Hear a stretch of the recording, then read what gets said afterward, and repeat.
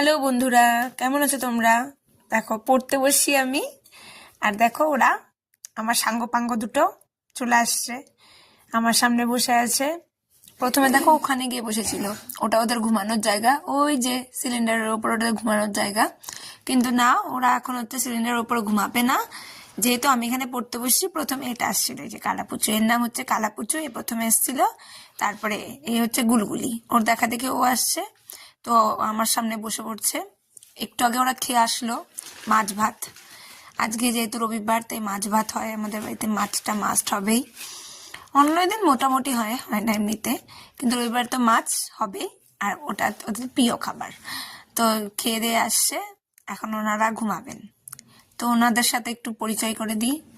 দেখো কালাপুচু, কালাপুচু একটু দেখো, দেখো সবাইকে দেখাতে হয় তো। না, দেখাবো না, লজ্জা পেয়ে গেছে। কোনো ব্যাপার না।